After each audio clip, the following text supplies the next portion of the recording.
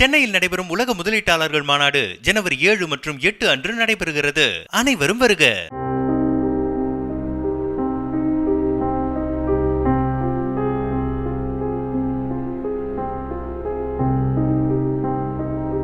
திடீர்னு ஒரு சம்பவம் நடந்து போச்சு. இதுவரை நான் எந்த டிவிக்கும் நான் சொல்லலை. அவருக்கு 2015 ஒரு சின்ன ஆப்ரேஷன் பண்ணாங்க சார், சிங்கப்பூரில். அப்போ ஏதோ சின்னதாக வச்சு கேப்டனை ராவுத்தர் அடுத்த எம்ஜிஆராக உருவாக்கி பண்ணார். என்னுடைய ராவுத்தரும் போயிச்சார் மறைவே ஒரு ஏக்கம் தான். அதுவே பாதியாக உயிர் போன மாதிரி அவருக்கு. தலைவர் மறைவுக்கு கண்டிப்பாக வந்திருக்கணும். ஏன்னா அவர் கையால் ஒரு நாள் சோறு சாப்பிட்ருக்காரு. நடேசங்கர் கடனை அடித்து அதுக்கும் ஒரு ட்ரெஸ் உருவாக்கி பணத்தை வச்சு வந்தார். ஆனால் இன்றைக்கி இருக்கிற நடேசங்க இப்போ ஏதோ கடத்தில் போதுன்றாங்க. ஆனால் ஒரு சைடு பார்த்தீங்கன்னா ஜெயலலிதா கூட்டணிவான்னு கூப்பிட்றாங்க, ஒரு சைடு பார்த்தீங்கன்னா கலைஞர்வான்னு கூப்பிட்றாங்க. முதல் தேர்தலே கூப்பிட்டாங்க. தலைவர் அவ்வளோ கலைஞர் ரொம்ப நேசித்து சினிமா உலகில் எம்ஜிஆர் ரசிகராக இருக்கலாம், ஆனால் கலைஞர் ரொம்ப சேர்த்து கலைஞருடைய மறைவினால் தாங்க முடியல. ஏன்னா அவர் போனாருங்கிறது என்னால் நம்ப முடியல. சிட்டியில் அதிமுக திமுகவுக்கு இவ்வளோ ஒரு மண்டபம் இல்லை. எங்கள் மண்டபம் தான் பெருசு. கட்சிக்கு உயிர் கொடுத்து போயிருக்காரு, ஒரு தியாகம் செஞ்சுட்டு போயிருக்காரு. கண்டிப்பாக இது ஒரு எழுச்சி பெறும்.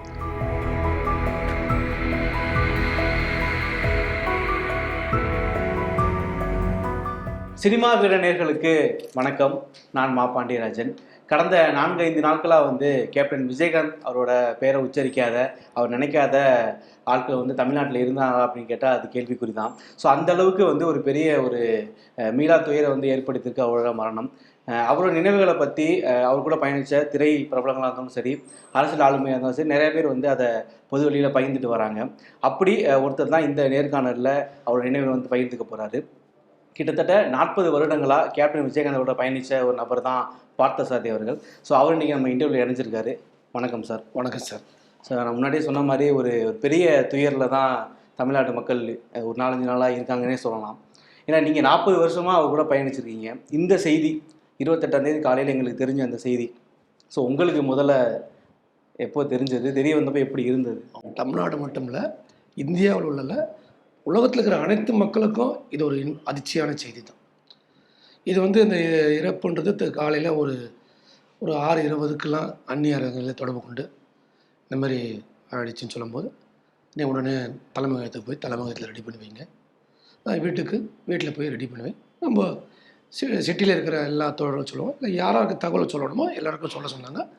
நானும் சில விதத்தில் தகவல் சொல்லிவிட்டு உடனே வீட்டிலேருந்து ரெடி ஆகி நேராக இங்கே இப்போ படிக்கட்டில் வைக்கிறதுக்கு என்னென்ன ஆர்கனைஸ் பண்ணணும், இந்த ஸ்பீக்கரு, லைட்டு, ஷாமினாரு, அந்த ஃப்ரண்ட்டில் ரேம்ப் அடிக்கிறதுக்கு மைக்கு எல்லாத்தையும் ஆர்டர் பண்ணிவிட்டு எல்லாம் பண்ணிட்டு, பக்கத்தில் இருக்கிறத எல்லாத்தையும் சுத்தம் பண்ணிவிட்டு, எனக்கு கொஞ்சம் குப்பையெல்லாம் இந்த சைடு வர வயது இங்கே சரி பண்ணிவிட்டு இங்கேருந்து நேராக வீட்டுக்கு போனேன். வீட்டில் என்னென்ன பண்ணணும், எது பண்ணணும், அங்கே வேணால் ஃபஸ்ட்டு வீட்டுக்கு தான் வரணும். அங்கே ஹாலில் பார்த்தீங்கன்னா சோஃபா செட் இருக்குது. அந்த சோஃபா செட்டு வெளியே எடுக்கிறதுக்கு கஷ்டம். சரி, ஒரு முறையிலே கொஞ்சம் கொஞ்சமாக ஒதுக்கி அவர் அப்படி வைக்கிற மாதிரி வச்சுட்டு வெளியே வச்சிடலான்னு பிளான் பண்ணி அதுக்கு உண்டான வழியெலாம் எல்லாம் பண்ணோம். கரெக்டாக மணினா ஒரு 9க்குள்ளே இருக்கும் வந்தாங்க. அங்கே ஒரு 1/2 hour வீட்டில் இருக்கிறது என்னென்ன சாங்கியம் பண்ணமோ அந்த சாங்கியம் பண்ணிவிட்டு நேராக கட்சி ஆஃபீஸுக்கு கொண்டு வரணுமோ, அந்த கட்சி ஆஃபீஸில் வரும்போது ஒரு வடப்பயணிக்காக வரும்போது அது ஊர்வலமாக வரும்போது எல்லா வழியிலையும் பார்த்தீங்கன்னா பொதுமக்கள் இங்கே வர்றதுக்கு 11-11:30 மணி ஆகிப்போச்சு. இந்த 12 மணிக்கு இங்கே வச்சுட்டு பிறகு தான் எல்லா பொதுமக்களும் சரி, கழகத்தோரும் சரி, அனைத்து திருவிழாக்களும் அனைத்து கட்சிகள் சார்பாக எல்லாரும் இங்கே வர பார்த்தாங்க. ஸோ உங்களோட வாழ்க்கையில் பர்சனலாக உங்களுக்கு அவர் பண்ண விஷயங்கள் சொல்லுங்கள் சார். சார், முதல்ல எனக்கு திருமணத்தை பண்ணி வச்சது அவர் தான், 1989. அதன் பிறகு எங்களுடைய 2 மகன் எனக்கு. ஃபஸ்ட்டு பேர் அந்த விஜயராஜ் என்ற வெங்கடேசன், அவர் பேர் தான் வச்சுருக்கீங்க? அவரே தான் வச்சது. 2வது யுவராஜ்ன்ற பேர். 2 பேர். அவர் எல்கேஜிலேருந்து +2 படிக்க வரலாம் அவருடைய பணம்.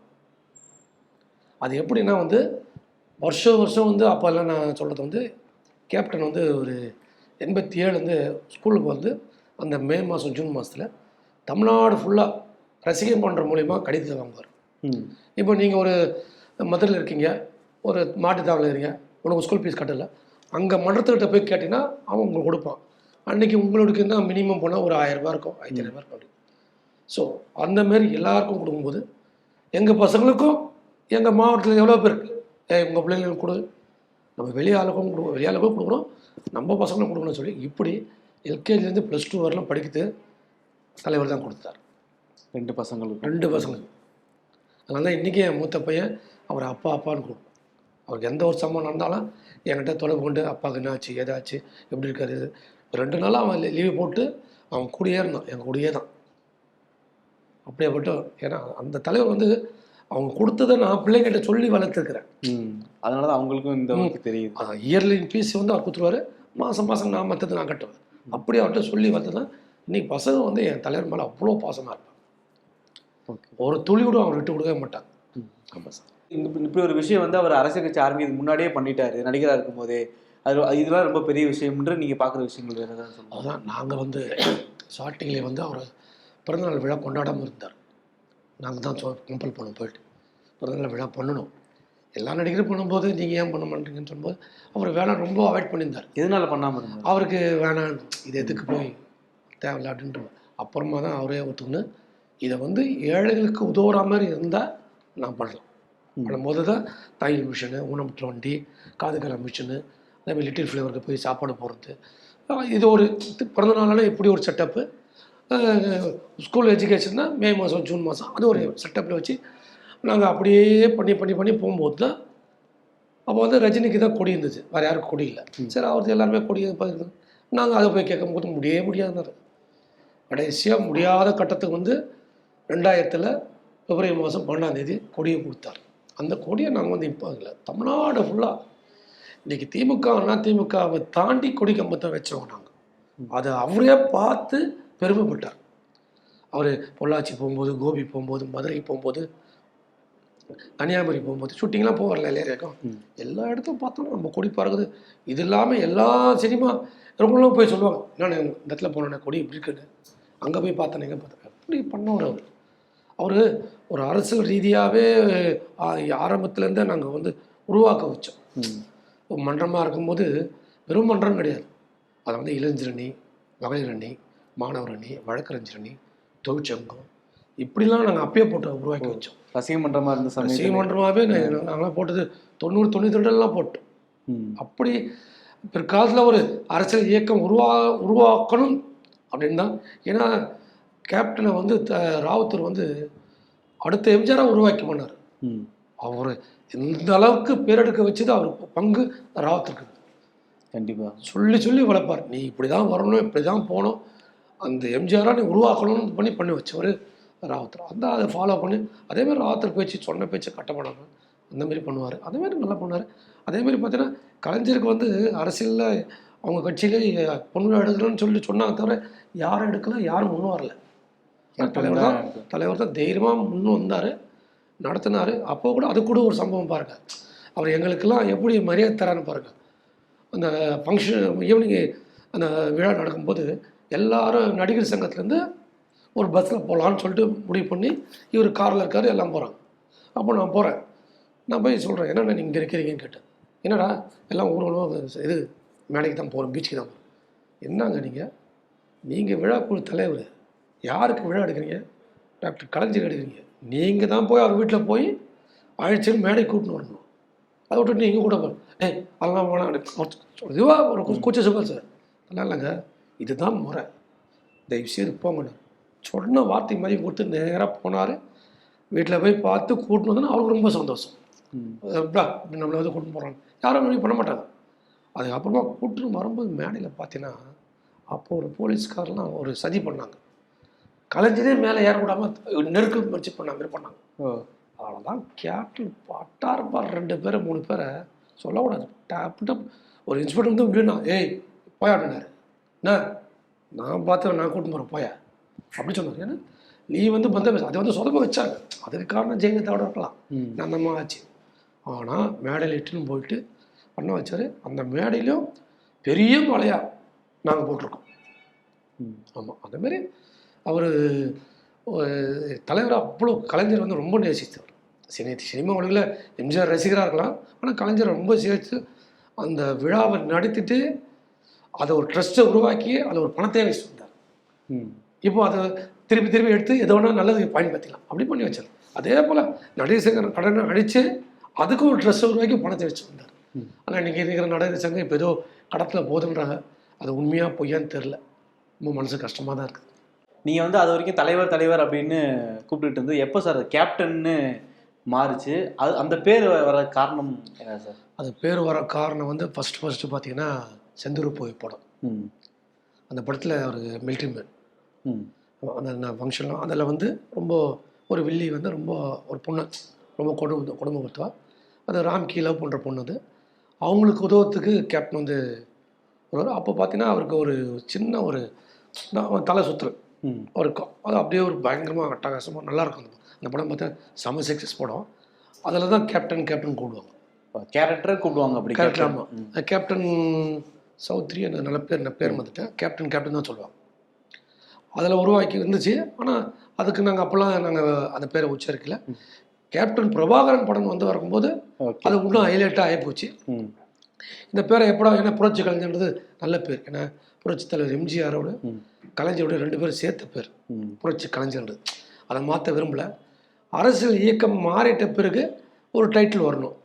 எப்படி ஜெயலலிதாவுக்கு அம்மான் மாரி, கருணாநிதி கலைஞர் மாரி, அந்த மாதிரி தலைவருக்கு வரணும் கேப்டன் வரணும். அப்போ நாங்கள் கேப்டன் சொல்லி அப்போ தான் வச்ச பேர். நட்பு அப்படின்னா உங்கள் 2 பேர், அதாவது கேப்டன் சாரையும் ராவுத்தர் சாரையோட நட்பை வந்து சினிமா இண்டஸ்ட்ரியில் ரொம்பவே சிலாய்ச்சி பேசுகிற பல பேர் இருக்காங்க. நீங்கள் நேரில் பார்த்த ஒரு ஆள் அப்படின்னால அவங்களுக்குள்ளே இருக்கிற அந்த நட்பில் நீங்கள் பார்த்து வியந்த ஏதாவது சம்பவங்கள் இருந்தால் சொல்லுங்கள் சார். இல்லை, வியப்புன்ற சந்தேகம்லாம் இல்லை. நான் என்னன்னாக்கா, எது போய் யார் போய் நான் பேசணும் முதல்ல போய் ராவுத்தர் பார்த்துக்குப்போம். இவராக பதில் சொல்லவே மாட்டார். ஸோ ஒரு தேதி கேட்டாலும் அப்படி கேட்டுக்குவோம், இல்லைன்னா ஐத்தானே போய் பார்த்துக்கோம், இப்படி தான் சொல்லுவார் தவிர. ஆனால் வந்து அவர் வியப்பாக பார்த்த ஒரே ஒரு விஷயம் ஒன்றுன்னா, இந்த காவியத்தேலம் படம் அது தாய்மொழி படம். அதில் வந்து ரொம்ப ஃபைனான்ஸில் ரொம்ப பிரச்சனை ஆகி போச்சு. ரிலீஸ் சமயத்தில் பிரச்சனை ரிலீஸ். ஆமாம், ரொம்ப டைட்டான போர்ஷனு. அப்போ வந்து இது உட்லண்ட்ஸ் தேட்டரில் படம் ரிலீஸு. காலையில் ஷோ வந்து ரஜினி படம் பாண்டியன் பார்த்துட்டு வராங்க. அவங்க வந்து ஆகும் சத்தம் போடும். எங்கள் பசங்களுக்கு கோவம் வந்து எங்கள் ரீலம் அப்போ கொஞ்சம் லேட் ஆகி போச்சு. அடித்து கண்ணாமலாம் உடைச்சாங்க. வெளியே வந்து பஸ்ஸெல்லாம் அடிச்சு வச்சிட்டாங்க. இதில் பார்த்தீங்கன்னா ஒரு 17 பேர் போய் மாட்டிக்கினாங்க. அப்போ வந்து நாங்கள் இதுகிட்ட போகிறேன், ராஜாபுத்தூர் போகிறேன். அப்போ போகும்போது கேப்டன் வராரு. என்னடா இல்லை கேப்டன் மாதிரி சம்பவம் ஆகி போச்சு, ஒரு 17 பேர் அப்படின்னு. அப்போ கேட்குறாரு. அப்போ படிக்கட்டில் இவர் ராவுத்தர், பிராமே பாரு என்னாச்சு பாரு, என்ன பாரு என்ன போய்க்கிறேன். இல்லைண்ணா இது மாதிரி ரஜினி மன்றம் அப்படி ஆகிப்போச்சு. அப்படியா, 12 பேர் போச்சான்னு சொல்லிட்டு உடனே என்ன பண்ணார், போக்குள் நடராஜனை வச்சு கூப்பிட்டு வா, என்ன செலவானாலும் சரி அங்கே ஒருத்தனை யார் மேலே கை வைக்கக்கூடாது, நேராக யாராக என்ன இருந்தாலும் கேஸ் என்னென்ன போட சொல்லு, முதல்ல ஜாமீன் எடுத்து வரணும் ஒருத்த கூட சொல்லி போடும். அப்போ அவங்க 2 பேருக்குள்ள அந்த மன கஷ்டம் இருக்குது. படம் ரிலீஸ் மேட்ரு, தாய்மொழி ஃபைனான்ஸ் மேட்ச்லாம் ரொம்ப டைட்டு போச்சு. அப்போ அந்த இதெல்லாம் மறந்துட்டு கூட நம்ம ரசிகரை தான் பார்த்து அவங்க விடக்கூடாது, இன்னும் செலவானாலும் பார்த்து கூட்டமாக சொன்னார். அதுதான் ராவுத்தரும் கேப்டன். எங்களுக்கு பிடிச்ச விஷயத்தில் இன்னும் எவ்வளோ சம்பளம்லாம் சொல்லலாம். Okay sir. ஸோ அதே மாதிரி வந்து இப்போ அரசியல் கட்சி ஆரம்பிக்கிறதுக்கு முன்னாடி வரைக்கும் வந்து இப்போ உங்களை மாதிரி நிர்வாகிகள் அவங்களுக்கு இந்த ஆசை இருந்திருக்கலாம், இல்லை வந்து கூட இருந்தவங்களுக்கு அந்த ஆசை இருந்திருக்கலாம். ஆனால் வந்து அந்த கள்ளக்குறிச்சியில் ஏதோ மாநாட்டில் நடந்த பிரச்சனைக்கு அப்புறம் தான் வந்து கேப்டன் அவர்களுக்கே வந்து கட்சி ஆரம்பிக்கணுங்கிற அந்த ஆசை வந்தது. அதாவது அந்த நோக்கமே அப்போ வந்தது தான் அப்படின்ற சொல்கிறாங்க. அது நீ நேரில் இருந்தனால? நான் நேரில் தான் பக்கத்தில் தான் இருந்தேன். ஏஆர் முருகதாஸுக்கு கல்யாணம். ஆமாம், அவர் கல்யாணம் தான் ஃபஸ்ட்டு மண்டபம் போகிறோம். மண்டபத்திலேயே ஹெவி கூட்டம், கண்ணாடி எல்லாம் அடிச்சு வச்சுட்டாங்க. ஹெவி செலவு, சேர் கீர் எல்லாம் உடச்சி போச்சு. ஆனால் நேராக போய் திருமணத்தை நடத்திட்டு அங்கேருந்து நான் ஒரு 1 கிலோமீட்டர் இருக்கும் அந்த விழா நடக்கிற இடம். நேராக போகும்போது பேசும்போது என்ன சொன்னார், ஒன்றும் தப்பாகவும் பேசலை. அப்போ வந்து அன்புமணி ராமதாஸ் வந்து எம்பி பதவி ஏற்றுனார். நியமனம் தான் அது நியமனன்றது தேர்தலில் தேர்ந்தெடுத்தால் நல்லதுன்னு சொல்லிட்டார். அவள் தான் அதுக்கு அவங்க கட்சிக்கார் தப்பாக நினச்சிக்கின்னு எங்கள் போர்டெல்லாம் அடிக்கிறது ஓடுது. தப்பான வார்த்தையில் பேசுறது கூட. அதுக்கப்புறமா எங்காலம் கடலூர், அவங்களுக்கு வந்து கடலூர், விழுப்புரம்லாம் அதிகம், சேலம். அதுக்கப்புறம் எங்காலம் நாங்கள் திருப்பி அடிக்கவே ஒரு இதுவாகி போய் அதுக்கப்புறமா ஜிகே மணியன் வந்து கேப்டன் மேலே ரொம்ப பிரியம் அவர். அவர் எப்பயுமே இப்போ இல்லை, அவர் இப்போ வந்தாலும் மரியாதையாக பேசுவார். அவர் தான் கூப்பிட்டு பேசி வச்சு வேணாம், எந்த பிரச்சனையும் வரக்கூடாது, யாரும் எந்த தப்பு பண்ணாங்கன்னு சொல்லி அவர் அறிக்கை விட்டு, நாங்களும் அறிக்கை விட்டு அதோடு தெரிந்து போச்சு. அதுக்கப்புறமா நாங்கள் பேசலை. அப்புறம் 2014 கூட்டணியில் போனோம், 19 கூட்டணி தான் போனோம். ஆமாம். ஸோ வந்து அதுக்கப்புறம் தான் கட்சி ஆரம்பிக்கணும். அப்போ வந்து அந்த சம்பவம் நடந்தது. சம்பவம் என்னன்னாக்கா, கள்ளக்குறிச்சியில் எங்கள் நகர செயலரை பாவம் பிடிச்சி அவங்க நகராட்சியில் கட்டி போட்டாங்க. ஸோ அதாதாங்க. அதுக்கப்புறமா நம்மளால திருப்பி பண்ணுறதை பார்த்தோன்னே கேப்டன்கள் சரி நமக்காக இவ்வளோ செய்கிறாங்கன்னா என்ன காரணத்துக்கோசம் ஒரு அரசியல் இயக்க ஆரம்பிக்கிறேன், கண்டிப்பாக ஆரம்பிக்கலான்னு சொன்னார். 2005 ஆரம்பிக்கணும்னு சொன்னார். ஜனவரி 31 திருவண்ணாமலை ஒரு பொதுக்கூட்டம் நடத்தினார் பெரிசா. அதுக்கப்புறம் மார்ச்சோ ஏப்ரலோ இருக்கும் ஈரோடில். அன்றைக்கி நான் தேதி அறிவிக்கிறேன்னு சொன்னார். அன்றைக்கி தேதி அறிவித்து மாநாடு நடத்தினார். இந்த மாநாடெல்லாம் இன்றைக்கி வரலாறு மாநாடு. இன்றைக்கி யாருமே வந்து அரசியல் கட்சி ஆரம்பிச்சிட்டு பிறகு தான் பண்ணுவாங்க. ஆனால் ஆரம்பிக்கிறதுக்கே ஒரு மாநாடு நடத்துகிற கட்சி மதுரையில் தேமுதிக தான். அன்றைக்கி ஒரு 25 லட்சம் பேர் வந்தாங்க. பெரிய விஷயம். எல்லாரும் பேசப்பட்டு அப்படியேப்பட்ட மாநாடு, வெற்றி மாநாடு. அப்போ இந்த எலெக்ஷன், அதாவது முதல் எலெக்ஷனில் வந்து தனித்து போட்டியிடலாம் அப்படிங்கிற அந்த முடிவாக இருக்கட்டும். ஸோ வந்து அந்த 234 தொகுதிக்குமே பிரச்சாரம் போனது. ஸோ அதில் நடந்த விஷயங்கள் ஏதாவது நான் இருக்காது. எங்ககிட்ட வந்து குறிப்பாக வந்து அவர் 234க்கு நிற்கலான்னு சொல்லி அலோன்ஸ் பண்ணிட்டார். ஆனால் ஒரு சைடு பார்த்தீங்கன்னா ஜெயலலிதா கூட்டணி வான்னு கூப்பிட்றாங்க, ஒரு சைடு பார்த்தீங்கன்னா கலைஞர் வான்னு கூப்பிட்றாங்க. முதல் தேர்தலே கூப்பிட்டாங்க. ஐயோ ஐயோ ஐயோ, கலைஞர்னோட கேட்டுட்டு அப்படி விட்டுட்டார் அவர் கொஞ்சம். அப்படி இந்த அம்மா ரொம்ப ஃபைட் பண்ண. ஏன்னா எங்களுக்கு வந்து அப்போ வந்து உளவுத்துறை சிவனாண்டி இருக்கார். அப்போ அவர் உளவுத்துறையில் டிஜியோ அவர் மூலியமாக தான் ரொம்ப. ஏன்னா இவர் தெரிஞ்சவர், ஒரு மதருக்கு பக்கத்தில் தெரிஞ்சவர், ஒரு ரிலேஷன்லாம் ரொம்ப க்ளோஸ். அவர் கேப்டன் வீட்டுக்கெலாம் வருவார் போவார். அவர் ரொம்ப அனுப்புனார். அதே பிறகு மதுரில் வந்து எங்களுக்கு அந்த கொடி கலர்லாம் பண்ணி கொடுத்த ஒரு சாமிஜி இருக்கார். அவர் மூலியமாகவும் வந்து கேட்டார். இது ஒரு கட்டத்தில் கேட்க கேப்டனுக்கு என்னடா பண்ண முடியல. அது என்ன பண்ணிட்டார், மதுரில் ஏந்து பேசும்போது என்னோடய கூட்டணி கூப்பிட்றீங்க, துணை முதல்ல கொடுத்தா வருவேன், எல்லாம் வரமாட்டேன்ட்டார். அதோடு ஸ்டாப் ஆச்சு. யாரும் அதுக்கப்புறம் பேசலை. தனியாக நாங்கள் 234 நின்னோம். 28 லட்சம் ஓட்டு வாங்கினோம். கேப்டன் வந்து விதாசில் வெற்றி பெற்றார். நீங்கள் அந்த எலெக்ஷன் நின்னீங்களா சார்? நான் திருவள்ளூர் நின்றேன். முதல் தேர்தல். ஆமாம், தொடர்ந்து 4 தேர்தல் நின்னாச்சு. ஸோ இப்படி சினிமா அரசியல்னு மாறி மாறி பயணப்பட்டு இருந்தப்போ எப்போ சார் முதல்ல வந்து அவருக்கு இந்த உடம்பு முடியாததோட ஸ்டார்டிங் எப்போ வந்தது? அவருக்கு வந்து 2015 ஒரு சின்ன ஆப்ரேஷன் பண்ணாங்க சார் சிங்கப்பூரில். அப்போது ஏதோ சின்னதாக வச்சு சிம்டம்ஸ் ஏதோ ஆயிருக்குன்றாங்க. ஏதோ பிளட் ஹார்ட்டில் லீக் ஆகிட்டு இங்கே. எதனால் ஆப்ரேஷன் பண்ணாங்க சார்? எந்த ஹார்ட் ஆப்ரேஷன்? ஆமாம். அப்போது நம்ம அப்போலோவில் தான் பண்ண வேண்டியது. எல்லாமே அட்மிட் பண்ணிட்டாங்க. சில அரசியல் தலைவர்லாம் வந்து பார்த்தவொன்னே இதுவாகி போச்சு. சரி வேணாம், சிங்கப்பூர் போகணும். அங்கே வந்து சின்னதாக ஒரு மிஸ்டேக் ஆகிடுச்சுன்னு சொல்கிறாங்க. அது என்ன மிஸ்டேக் ஃபேமிலி மட்டும் தான் தெரியும், அது யாருக்கு தெரியாது. அவங்க ஃபேமிலி டாக்டருக்கு தெரியும். அப்போ வந்து இப்போ வந்ததுலேருந்து அவருக்கு கொஞ்சம் பேச்சு தோணை இதுவாகி போச்சு. ஆனால் 19 ஊரில் நல்லா இருந்தார். 19 ஊரிலும் மீட்டிங்கு 14 வந்து எல்லா எம்பி தேர்தலுக்கு பிரச்சாரத்துக்கு வந்தார். மோடி கூடிய வந்தார். ஒரு 19 கொஞ்சம் வந்து 19 கொஞ்சம் கொஞ்சமாக கம்மியாகி போச்சு. பேச்சு கம்மியாகி போச்சு, நட கம்மியாகி போச்சு. ஏன்னா வந்து நம்ம கம்பீரமாக பார்த்த ஒரு ஆள், நீங்கள் கிட்டத்தட்ட அத்தனை வருஷமாக கம்பீரமாக பார்த்த ஒரு ஆள். ஸோ அவரோட பேச்சு என்ன ஞாபக சக்தி கொஞ்சம் இதாகுது, பேச்சு கொள்ளுறதுன்னு பார்க்கும்போது உங்களுக்கு பர்சனலாக எப்படி சார் இருந்தது? அது ஒரு பர்சனலாக இல்லை, எல்லாருக்கும் மன வருத்தம் தான். அது நான் மட்டும் கிடையாது. அவரை நெருக்கத்துலேருந்து பார்த்தவங்க எவ்வளோ பேர் இருக்கிறாங்க. அது சினிமா துறையில் இருந்தாலும் சரி, இன்றைக்கி அண்ணா திமுகவில் இருந்தால் கூட பரதாபடுவோம். கலைத்துறையில் இருந்தாலும் இப்போது எல்லா கட்சியிலும் வந்து. ஏன்னா அவரை வந்து ஒரு நல்ல மனுஷனாக வந்து தமிழ்நாடு ஃபுல்லாக பார்த்துட்டாங்க. இவரை மாரி ஒரு மனுஷனும் பார்க்க முடியாது கொள்றாங்க. அந்த பேர் அவருக்கு நிறைய வந்துடுச்சு. அவர் எப்போ பார்த்தாலும் யார் பார்த்தாலும் அண்ணன் தான் கூடுவார்.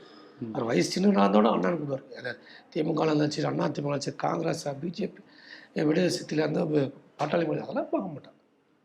தேர்தல் நேரத்தில் வரும்போது அவங்க எதிரி. மற்ற நேரத்தில் அவர் அவங்க அண்ணன் தம்பி தான் பார்க்கணும்னு சொல்லி அப்படிலாம் இருந்தவர். இப்படி ஆன பேர் எங்களுக்கெல்லாம் வந்து மனசே இல்லை. இவர் எதுக்குப்பா அவங்க அரசியலே ஆரம்பித்தார், அவர் நல்லபடியாக சினிமாவில் நடிச்சிருந்து ஒரு நல்லா இருந்தால் போதும் என்ற எண்ணம் இப்போ எனக்கு இல்லை, எல்லாருக்கும் அந்த மனநிலையில் வந்துடுச்சு. ஏன்னா வந்து இத்தனை வருஷம் நீங்கள் பார்த்தாலும் ரொம்ப எமோஷனலாக இருந்திருக்கும் உங்களுக்கு அந்த சமயத்தில். இதெல்லாம் நான் என்ன சொல்கிறது, எல்லாம் ஒரு கடவுள் இருக்காரா இல்லையான்ற மனநிலை தான். நான்லாம் வந்து தினந்தோறும் குங்குமம் வைப்பேன், முருகன் கடவுளை வேண்டுவேன். நான்லாம் எவ்வளோ கடவுளை வேண்டிட்டேன். எல்லாம் நான் அதிகமாக வேண்டது அவருக்கு மட்டும்தான். அவர் நல்லா ஒன்று பேச்சியாவது நல்லா கொடு, இல்லையா அவர் நடக்கதாக கொடு.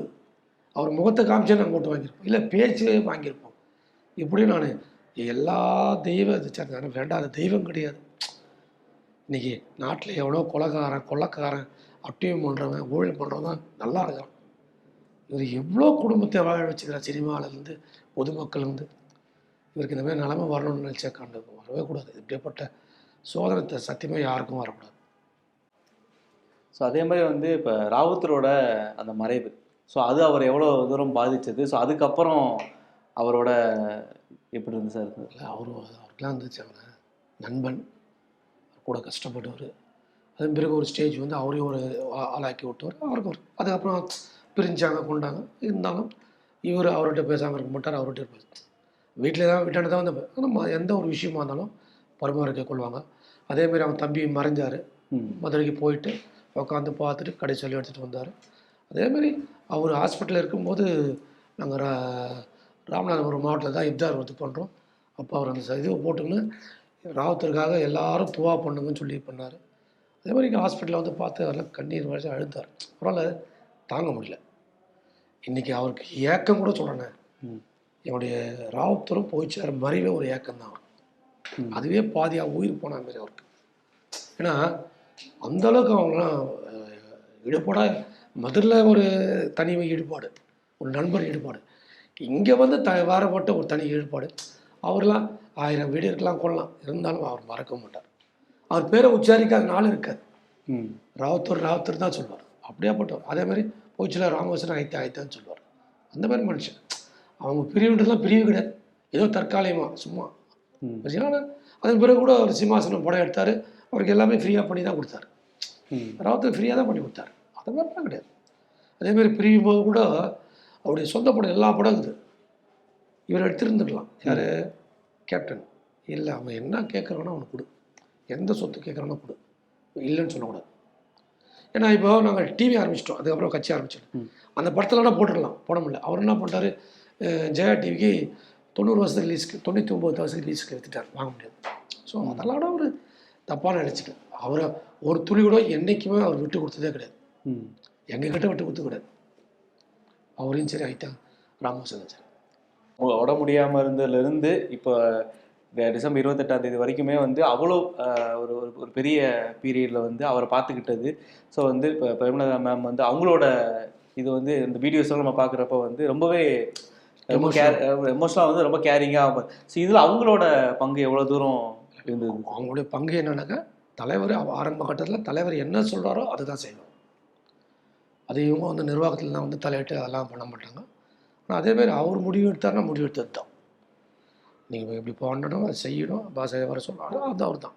நீ இவரை போய் கூப்பிடக்கூடாது, அவரை கூப்பிடாது, அதேமாதிரி இவர் பதவி போட, அதெல்லாம் எதுவுமே தெரிய மாட்டாங்க.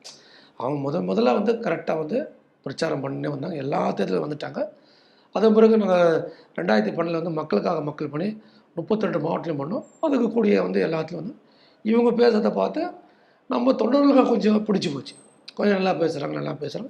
ஸோ பரவலாக மக்களையும் பேசுகிறாங்க. ஸோ அதனால் வந்து அவங்க ஒரு அரசியலாக வந்தாங்க. நாங்கள் எல்லாருமே அவங்க பதவி போடணும்னு சொன்னோம். 2017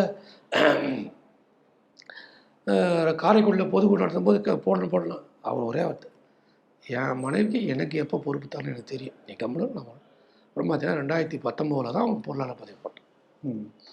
ஸோ அவங்க வந்து ஒரு குடும்பம் தனிப்பட்ட முறையில் அவர் வீட்டில் எப்படி பார்க்கணுமோ எல்லாத்தையும் பார்த்தாங்க. அரசியலாக இருந்து கூட இருந்து என்ன பார்க்கணுமோ எல்லா விஷயத்துலையும் பார்த்தாங்க. அந்த விஷயத்தில் அதேமாதிரி அவங்க செய்கிற தர்ம விஷயத்தில் அவங்க எதுவுமே தலையிட மாட்டாங்க. இவ்வளோ பணம் போகுது, அவ்வளோ பணம் போகுது, அதெல்லாம் இது கிடையாது. அவர் சொல்லிட்டானா மறுப்புன்றதே கிடையாது. அது அவராக இருந்தாலும் சரி, அவங்களுடைய தம்பிகளை இருந்தாலும் அதெல்லாம் மறுப்படாது. அவர் சம்பாதிச்சு அவர் பண்ணிட்டோம். ஸோ அதே மாதிரி இப்போ கேப்டன் அவரோட அந்த அரசியல் கெரியரில் அந்த உட முடியாதுங்கிறத மட்டும் இல்லை அப்படின்னா கூட, அது அவர் உட முடியாமல் இருந்தாலுமே, ஆனால் சில விஷயங்கள் வந்து இந்த அரசியல் கட்சியில் பண்ண விஷயங்கள் பண்ணாமல் இருந்திருந்தா இப்போ வந்து நாங்கள் இப்போ மிகப்பெரிய ஒரு கட்சியாக இருந்திருப்போன்ற மாதிரியான சில குறைகள் உங்களுக்கு இருக்கா சார்? இல்லை, அன்னி வந்து என்ன சொல்லுவாங்கன்னா, எப்பவுமே தொடர்ந்து நம்ம கூட்டணியே போகாமல் இருந்திருந்தா ம். ஒரு வாய்ப்பு வந்திருக்கோம். நம்ம 2011 போனது தப்புன்னாங்க. சரி, நான் சொன்னது அப்புறம் நான் சொன்னேன், இல்லை நீ கரெக்டு தான், நிற்காமல் இருந்தால் கண்டினியூவாக போயிடலாம். ஆனால் ஒரு முறை நின்று 29 எம்எல்ஏ வந்துட்டோம். ம். அந்த அம்மா நம்ம சட்டசபையில் நம்மளை வந்து உங்கள் இனிமேட்டு இறங்கு முகம்னு சொல்லிச்சு. அதுக்காகவே வந்து 2014 திமுக கூட கூட்டணி போயிருந்தா கட்சி ஏறுமுகம் வந்துடும். அது ரெண்டாவது இந்த தப்பாகி போச்சு. ஆனால் நாங்கள் அப்பதான் மக்கள் நல கூட்டணி இல்லை 14 வந்து எங்களை வந்து திமுக எவ்வளோ அணுகுனாங்க. அப்போ வந்து நம்ம மோடி வந்து பிரதமராக வரணும்னு சொல்லிட்டு நம்ம கட்சியில் இருக்கிற எல்லா நிர்வாகியும் எல்லாரும் சொன்னாங்க. சரி போயிட்டோம், அவரும் பிரதமர் ஆகிட்டாரு, நாங்கள் ஜெயிக்க முடியல. ஆனால் 16 நாங்கள் திமுக போய் ஜெயிச்சுருந்தா இன்னைக்கு கதையே வேற. இன்னைக்கு 21 ஆட்சியோட அமைஞ்சிருக்க வாய்ப்பு வந்திருக்கும். ஸோ இப்போ அவங்களோட பசங்களுக்கு இப்போ அரசியலில் ஆர்வம் இருக்கா சார்? அது பெரிய பையன் வந்து பெரிய விஜய் பிரபா அவர்களுக்கு ஆர்வம் இருக்குது. அவர் எங்கே ஒரு நிகழ்ச்சி தமிழ்நாட்டில் திருமண நிகழ்ச்சியாக இருந்தாலும் சரி, காது குத்து மஞ்சள் ஆட்டு கொடுத்துருவார். எதனா கொடி நிகழ்ச்சி ஆச்சுன்னா கேட்டால் அவர் அவைலபிள்னா கண்டிப்பாக கொடுத்து ஊருக்கு போயிட்டு வந்துடுவார். அந்த மாதிரி அவரையும் கொஞ்சம் படிப்படியாக தான் சேர்க்க முடியாது. ஏன்னா நம்ம வந்து குடும்ப ஆட்சி குடும்ப கட்சி அப்படின்னு சொல்லியிருக்கும்போது நம்மளும் முழுசாக குடும்பத்தில் மெதுவாக கொஞ்சமாக கொண்டு வரோம். ஆனால் இப்போ இதுக்கப்புறம் வந்து இப்போ தேமுதிக கட்சியோட செயல்பாடுகள் எப்படி இருக்குங்கிற மாதிரி கேள்விகள் வந்து இப்போயே முன்வைக்க ஆரம்பிச்சிட்டாங்க. ஏன்னா வந்து இதுக்கப்புறம் எவ்வளோ பெரிய கட்சி அது இருக்கும், இல்லை இருக்குமா என்னங்கிற டாக்ஸ் கூட இப்போ வெளியே போயிட்டு இருக்கு. அதுக்கு உங்களோட பதில் என்ன வரும்? இல்லைங்க, இப்போத்துக்கு தலைவர் மறைவுக்கு அந்த கேப்டன் கட்சி அதே மறைவுக்கு கட்சிக்கு உயிர் கொடுத்து போயிருக்கார், ஒரு தியாகம் செஞ்சுட்டு போயிருக்கார். கண்டிப்பாக வந்து இது ஒரு எழுச்சி பெறும். இதை நம்ம கரெக்டான முறையில் எடுத்துன்னு போனோம். எப்படி வெற்றி பெறுவதற்கு என்ன வழியோ அதை தான் முதல்ல சாத்தியம் பார்க்கணும். அதுக்கு உண்டான வேலையெல்லாம் நாங்களும் இப்போ கொஞ்சம் டிஸ்கஸ் பண்ணுவோம். அந்நிய தலைமை நிர்வாகிகள் மாவட்ட செயலாளர்லாம் சில பேரை டிஸ்கஸ் பண்ணி நாங்கள் ஏற்கனவே சில வழி பண்ணணும்னு பேசி வச்சுக்கிறோம். இதெல்லாம் செஞ்சு கண்டிப்பாக இந்த கட்சி எழுச்சி பெறுவதற்கு என்னெல்லாம் வழிக்குதோ கண்டிப்பாக அந்நியார் தலைமை நிர்வாகிகள் ஒன்று சேர்ந்து கண்டிப்பாக எழுச்சி பெறும். Okay sir. ஸோ அதே மாதிரி வந்து இப்போ கலைஞர் அவர்களோட கேப்டன் வந்து எவ்வளோ நெருக்கமாக இருந்தாருன்றதை பல இடங்களில் சொல்லியிருக்காரு. இந்த பொன்விழா நடத்துனது எல்லாமே ஒரு நடிகராக வந்து கேப்டனை கலைஞருக்கு பிடிச்ச அளவுக்கு வந்து ஒரு அரசியல்வாதியாக பிடிக்கல அப்படிங்கிற மாதிரியான செய்திகளுமே இருக்குது. நீங்கள் பர்சனலாக இருந்தனால நீங்கள் அப்சர்வ் பண்ண விஷயம் என்ன சார்? இல்லை சார், அவர் அப்போ வந்து ஒவ்வொரு பிறந்த நாளைக்கும் அவர் நேரடியாக போய் அவர்கிட்ட ஆசீர்வாதம் வாங்கி வருவார். வந்துட்டு அது ராஜ்யத்தம்மா வீட்டில் இருந்தாலும் சரி, தைலமன் அப்போ எல்லாரும் அவங்க வீட்டில் இருக்கிற எல்லாரும் பார்ப்பாங்க கொள்வாங்க. அவருக்கு வந்து நடிகராக இருக்கும்போது ஓகே, அரசியல் இயக்கம் ஆரம்பிக்கும் போது அவர் முதல் வாழ்த்து செய்தி சொன்னவர் அவர் தான். ஆனால் அதன் பிறகு வந்து அந்த மண்டபத்தை இடிக்கணுன்ற ஒரு குறிக்கோளாக, ஏன்னா சிட்டியில் வந்து அதிமுக திமுகவுக்கு இவ்வளோ ஒரு மண்டபம் இல்லை, எங்கள் மண்டபம் தான் பெருசு. இப்போ கூட நீங்கள் பாருங்கள், இடித்தாங்க, சரி இடிச்சாங்க. இந்த பிரிட்ஜில் இப்போ கூட நீங்களே போங்க, பக்கத்தில் இருக்கிற பிரிட்ஜை பாருங்கள், அங்கே எவ்வளோ வாகனம் போகுது, இங்கே எவ்வளோ வாகனம் போகுது, இன்னும் கிடையாது. ஸ்ட்ரைட்டாக கிராஸ் பண்ணுற 2 இடத்துக்கு மட்டும் தான் ட்ராஃபிக். இல்லைங்க, அண்ணா நகர் போகிறவங்க அந்த பாஞ்சாலி அம்மன் கோயிலுக்காக கட் பண்ணலாம், இல்லைன்னா ஆர்ச்சிலேருந்து கட் பண்ணலாம். அதுனா இங்கே வந்து அண்ணா நகர் போகிறது போகிறதா? இது கட்டிங்கே கிடையாது. வேணும்னே செய்யணும்னு சொல்லி செஞ்சாங்க, பழி வாங்கணும்னு நினச்சி பழி வாங்கணும். உங்களுக்கும் அவருக்குமான நெருக்கத்தை பற்றி நம்ம சீனியராக இருக்கவங்களாம் சொல்லும் போதே அவரோட வாயில் அடிக்கடி வர்ற பேர் வந்து பார்த்தசாரதி அப்படிங்கிறது தான் அப்படின்னு சொல்கிறாங்க. ஸோ அந்த அளவுக்கு ஒரு நெருக்கமாக நீங்கள் மாறின ஒரு ஆளாக இருக்கு. வெளியே சொல்ல போனால் அவங்க நட்பு வட்டாரத்தில் அதிகமாக பேசப்பட்டவர் ராவுத்தர், அதுக்கப்புறமா ஐத்தியா ராமச்சந்திரன், அதன் பிறகு பார்த்தீங்கன்னா வீட்டில் அண்ணியை சொல்லலாம், அண்ணி இவங்களை தாண்டி அதிகமாக பேர் வச்சு யாருன்னு பார்த்தீங்கன்னா பார்த்தசாரதி தான். எந்த ஒரு விஷயமா இருந்தாலும் கட்சி ஆரம்பிச்சுட்டு எனக்கு தெரிஞ்ச 2019 தினந்தோறும் ஏதாவது ஃபோன், தினந்தோறும் காலைல 10 மணிக்கு வந்துடுவார். 10 மணிக்கு வந்தார்னா 2:30 மணி 3 மணி தான் போகிறேன். நான் கிட்டே இருந்து எல்லாத்தையும் பார்த்து வண்டி வரும்போது இறக்குறதும் சரி ஏற்றதும் சரி எல்லாம் பார்த்துட்டு அவர் கூட திடீர்னு ஒரு சம்பவம் நடந்து போச்சு. இதோட நான் எந்த டிவிக்கு நான் சொல்லலை. ஒரு அந்த ஆப்ரேஷன் பண்ணோன்னா ஒரு மாதிரி ஆகிப்போச்சுன்னு சொல்லலை. 2017 இருக்குது. அவர் ஆஃபீஸுக்கு வராரு, வந்துட்டு நேராக போனால் மேலே ரூம் இருக்குது, ரூமில் போய் உட்காந்துட்டு அதுக்கப்புறமா வந்து இன்றைக்கு அப்படியே எல்லாத்தையும் யாராட்ட பேசுவார், யாருன்னா கூப்பிட்னா வர்றார். நான் மட்டும் எப்பயுமே வந்து ஒரு இடத்துல உட்கார மாட்டேன், கொஞ்சம் நேரம் ரூமில் உட்காருவேன், எல்லாத்துக்கும் வருவேன், திடீர்னு மேலே ரூம் பண்ணி போய்டுவேன். நான் அப்படி ரூம் பண்ண போகும்போது திடீர்னு வந்து ஏன்னு குரல் கேட்டுது. நான் பயந்து போட்டேன், ஏன்னா ஒரு 2-3 வாட்டி அது மாதிரி சம்பவம் நடந்தது. நான் அதுக்கோசம் போய் பார்த்தீங்கன்னா அவர் சேர் அங்கே உட்காந்துருக்கிறவர் எழுந்த ஒரு கிர்னஸ் வந்துடும். பார்த்தா இங்கே வந்து வந்திருக்காரு. எனக்கு அப்படியே அவர் கை காலெலாம் ஆடி அதிர்ச்சியாகி அப்படியே தூக்கணும். டே என்னை தூக்கடானாரு. நீ கம்முன்னு இருக்கான்னு சொல்லி அப்படி அழகா அப்படி தூக்கி பக்கத்தில் சோஃபா செட்டில் உட்கார வச்சு கை காலுகள்லாம் நல்லா தடை விட்டு பார்த்தா கீழே வந்துடல. அப்புறம் கொஞ்சம் காலெலாம் உதருங்க அப்படின்னு சொன்னேன். இல்லை ஒன்றே அவட ஒன்று அடிக்கல, அடிப்படல, ஆனால் கீழே விழுந்தார். ஸோ அந்த எஃபெக்ட் அவருக்கு நிறைய இருந்தது. அவருக்கு அந்த ஆப்ரேஷன் பண்ண எஃபெக்டால் நான் ரொம்ப அப்போலாம் ரொம்ப மன உளைச்சல் ஆகிட்டார். என்னடா இப்படி ஆகுது, ரொம்ப சந்தோஷப்பட்டேன். குரல் கேட்டு நான் போனேன். இல்லைன்னு வச்சுக்க அப்படியே உட்காந்து தூக்கத்துக்கு ஒரு ஆள் அப்படி என்ன நடந்தது அந்த சம்பவம். இப்படி பல சம்பவம். நான் ரூமில் போய் உட்காந்துருப்போம். அவர் வேறு கட்டில் மேலே உட்காந்து போகிறோம், இல்லை சேரில் உட்காந்து போகிறோம். நாங்கள் காலை முடிச்சுட்டு அப்படியே உட்காந்துன்னு ஏதாவது பேச்சுன்னு இருப்போம். ஏன்னா அவருக்கும் ஒரு வழி இருக்குது. அவ்வளோ தூரம் ஏறுறாரு இறங்குறாரு. நாங்கள் ஜாலியாக கீழே உட்காந்துக்கிறோம். நான் திடீர்னு ஃப்ரெண்டில் உட்காருவோம், திடீர்னு ஒன்று அவர் எப்படி எல்லாம் பேசுகிற பேச்சுக்கு தொண்டை இதுவாக இருக்கும். அதேமாதிரி அவருக்கு எப்போ யாரை வந்து பார்க்கணும் அதுமாரி பார்க்க வைப்பேன். இல்லைன்னா படுக்க வச்சிடும். கொஞ்சம் ரெஸ்ட் எடுக்கணும். அது அவருக்கு கொடுக்கணும். ஓய்வு கொடுத்தா தான் அவர் உடம்பு நல்லா மாதிரிலாம். இப்படி வந்து நாங்கள் அவருக்கு எவ்வளவோ உழைச்சிருக்கோம். சில இடத்துல அவர் ரூம்லேயே படுத்துக்குவோம். மேலே படுவார். அதெல்லாம் நீங்கள் படுன்னு சொல்லி ஒரு எக்ஸ்ட்ரா பெடுக்கே வாங்கி படுப்போம் கொள்வோம், எல்லாம் செய்வோம். அப்படி வாழ்ந்தோம் அவர்கிட்ட. இன்றைக்கி அவர் இல்லாத போது தான் எங்களுக்கு அந்த ஃபீலிங்லாம் தெரியுது. அதேமாதிரி ஒரு நகைச்சுவாக காமெடியாக பேசுறதுல ரொம்ப ஜாலியாக இருக்கிறதுலாம் அவரை மாரி ஒரு ஜாலியாக இருக்க முடியாது. சிரிப்புனாடி சிரிப்பு வரும். அந்த விஷயத்தில் நான் பயங்கரமாக காமெடி பண்ணுவேன் அவர்கிட்ட. மற்றவங்களாம் கூட சந்திரகுமார் எல்லாம் வரலாம் சும்மா இதுவாக பேசுவாங்க. முருகேஷ் இருந்தார், ஜாகிர், எந்த உம்மனத்து தெரியும். இதில் வந்து நாங்கள் வந்து ஜாலியாக பேசுவேன். அவரை சிரிக்க வைக்கிறதுலாம் நான் தான் அப்படி சிரிக்க வச்சு பேசுவேன். அப்படிலாம் பார்த்தவர் இன்றைக்கி உள்ள இல்லை. அது மனசு கஷ்டமாக. என்னதான் வந்து வடிவேல் வந்து மேடைகள் அப்படி பேசினாலும் பர்சனலாக வந்து வடிவேல் நடிக்கலைங்கிறப்போ இவருக்கு வந்து அதில் வந்து ஒரு வருத்தம் இருந்தது. திரும்பி நடிக்க சொல்லுங்கலாம் சினிமாக்காரங்களாம் சொல்லி விடுவாருங்கிற மாதிரி அவராக என்ன பாசம் வச்சுருந்தாரோ அது வந்து அவர் எப்பயும் போல் அது குறையவே இல்லைன்னு அவங்க சொல்லியிருப்பாங்க. இப்போயுமே வந்து அவர் வந்து பார்த்துருக்கலாங்கிற மாதிரியான வடிவேல் வந்து பார்த்துருக்கலாங்கிற மாதிரியான செய்திகளுமே சமூக வலைதளங்களில் பல பேர் சொல்லிட்டு இருக்காங்க. இதுக்கு உங்களோட கருத்து என்ன சார்? அவரை பற்றி நான் தெரிஞ்ச அனுபவத்தை நான் வச்சு சொல்கிறேன். அவர் ஃபஸ்ட்டு படம் வந்து ராஜ்கிரண் படம் தான். ஆமாம். அதன் பிறகு கேப்டன் வந்து சின்ன கொண்டு சான்ஸ் கொடுக்குறாரு. ஆமாம். அப்போ அதில் பார்த்தீங்கன்னா கவுண்ட் பண்ணியிருக்காரு, செஞ்சிருக்கிறாங்க. 3ஆம் மனுஷன் யாரும் கொடுக்க மாட்டாங்க, கொடுக்க வச்சார். அதன் பிறகு ஏழு ஜாதி படம், சக்கரதேவன் படம், எல்லா படத்துலையும் சான்ஸ் கொடுத்தார். இந்த ஏழு ஜாதி படத்தை நான் நீ சொல்கிறேன் பாருங்கள். இப்போ இருக்கிற ட்ரேட் சென்டர் அன்னைக்கு இருக்குது வந்து நந்தம்பாக்கம் பேருந்து நிலையம். அப்போ நீங்களாம் பிறந்திருக்க மாட்டீங்க, அண்ணனுக்கு தெரியும். நந்தம்பாக்கம் பேருந்து நிலையம், அங்கே தான் வந்து சாங்கு கொடுத்தாலும் கொடுத்தாண்டா நல்லா இடம் பார்த்து கொடுத்தான்னு சாங்கு. அதில் வந்து இவனும் இருப்பார், வடிவேலும். அங்கே உட்காந்துன்னு ஷூட்டிங் முடிஞ்சோன்னா கேப்டன் அதை டேக்கு முடிஞ்சோன்னு அங்கே உட்காந்து காலை ஏற்றி நிற்பார். ஏன்னா மதுரக்காரனே அப்படின்னா எப்படின்னா அவருக்கு தலைவருக்கும் மதுரக்காரன் சொன்ன ஒரு பாசம் தான். அப்படிலாம் ஏற்றி நிற்பார். அந்த நந்தம்பாக்கத்தில் ஷூட்டிங் முடிஞ்சு ஈவினிங் போகும்போது காரில் ஏறுறாரு. அப்போ அங்கே தேவிகனி வீடு அங்கே தான். நானும் சொன்னாங்க, அவனுக்கு எதனா தேவைனாக்கு வாங்கி கொடுத்துட்டு போகக்கூடாது. சரி கேட்குறேன். அப்போ அண்ணன் நீ போங்க நினச்சேன். அவர்கிட்ட போய் நாங்கள் கேட்குறோம் என்னன்னு. சரி அவர் ஒன்று சொன்னார், அதை சொல்லக்கூடாது விட்டுருங்க. நாங்கள் வாங்கி கொடுத்தோம். ஏன் சொல்கிறோன்னா தலைவர் சொன்னோம் நாங்கள் செய்கிறோம். அப்படிலாம் நல்லா விசுவாசமாக இருந்தவர்.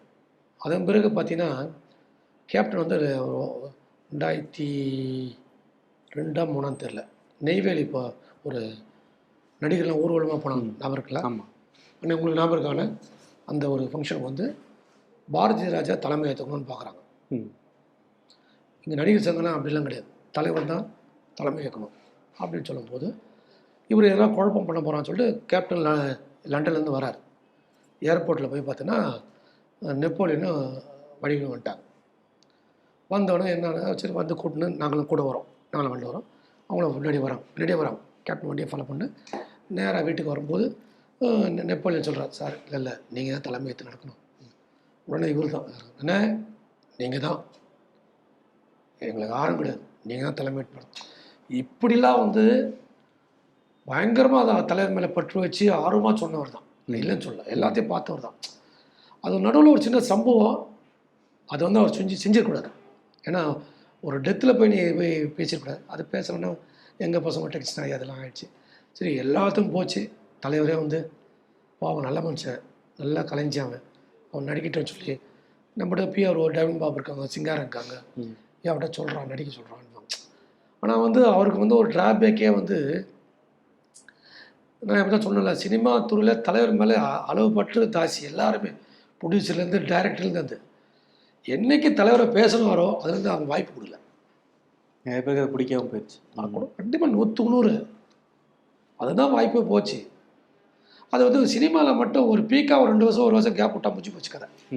அந்த மார்க்கெட் இறங்கிடும். அவருக்கும் அந்த பாடி லாங்குவேஜ் அந்த இது காமெடிலாம் அப்போ எடுப்படுறோம். ஒரு டிவி அத்த வேலை யாரோ வந்துடும். அப்புறம் சந்தானம் வந்து பிடிச்சிட்டா அந்த இடத்த. ஸோ பண்ணிட்டாங்க. ஆனால் பட்டு தலைவர் மறைவுக்கு கண்டிப்பாக வந்திருக்கணும்.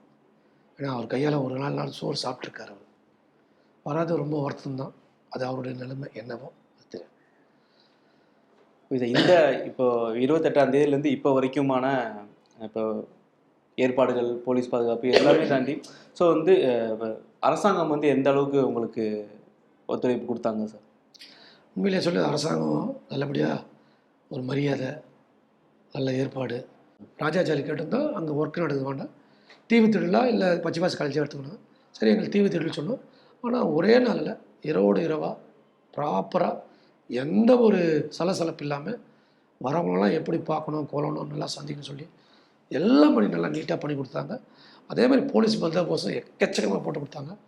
அதேமாதிரி ஊர்வலம் வரும்போது அந்த ரோட்டில் போக்குவரத்தை நிறுத்தி வச்சு தலைவர் வரவிருந்து இங்கே வரவிரலும் அரசு மரியாதை பண்ணி கொடுத்தது முதல்வர் மு.க. ஸ்டாலின் அவர்கள். கண்டிப்பாக நல்லா பண்ணி கொடுத்தாங்க. அந்த அதில் வந்து குறை சொல்கிறதுக்கு எதுவுமே கிடையாது.